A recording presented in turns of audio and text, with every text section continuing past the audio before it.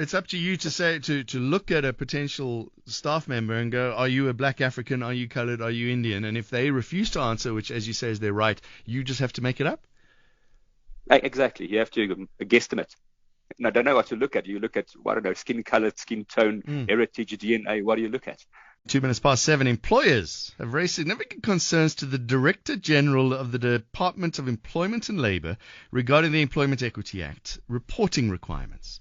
This is the obligation to racially classify employees in the absence of any statutory criteria, definitions or guidelines. Let's talk to the National Manager of the National Employers Association of South Africa, Jaco Swart. Jaco, if you can, morning to you. Take us back a little bit. Why would one have to racially classify employees? Good morning. Yes, thank you.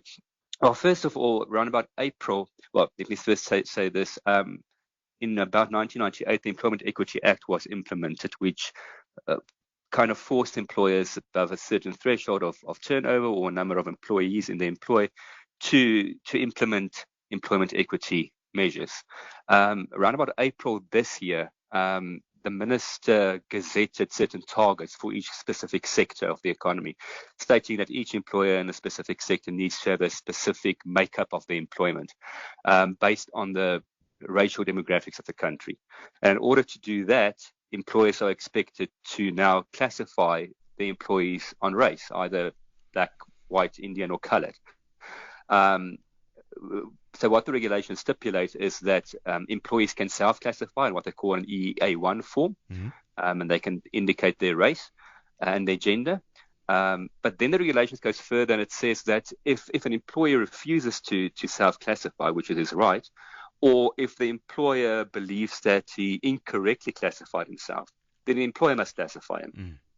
But there are no guidelines, criteria, anything whatsoever in the regulations or in the Act stipulating how we must do this, which makes it quite difficult. It's obviously a completely subjective exercise now.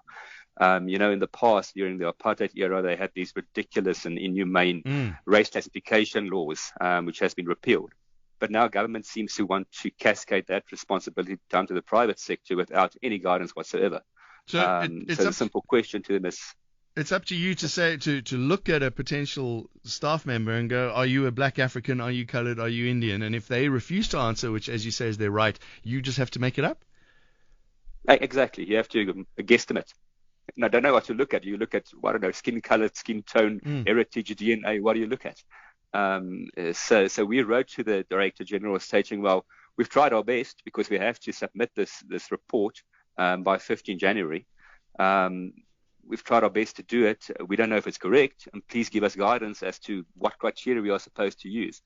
And they just came back with saying, well, permissive to racially classify people without answering the question, and then saying you need to use historical and current data without telling us what that is. So, employers are in a predicament of having a legislative obligation without having any guidance on how to perform it.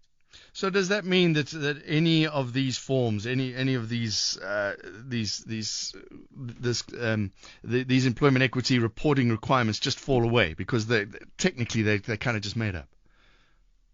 Well, they don't fall away. You are forced to do it. You've got no option. There are massive penalties involved if you do not comply. So employers don't have a choice but to simply guess the race of the employees. But they could be making it up. They could be making it up because John here could say, making it up. John here could say, I'm a black African, and then go, all right, then we might as well just fill out the form. And exactly. And on what basis must I then say, well, you're not? And that's the predicament. But we have no choice but to do it. Because if you do not do that, you cannot complete your workforce profile, which is indicative of how your workforce currently looks. And if you can't do that, you can't do your plan, you can't submit anything, and then you've got fines ranging from or starting from 2% or 1.5 million rand of your turnover. So it ranges up to 10%. So that's massive fines. So employers don't have an option but to comply with this. You've raised this issue, You've raised this issue now. Are you getting anything back at all? No, like I said, the response was simply it's constitutionally permissible and use historical and current data. And we don't know what that means.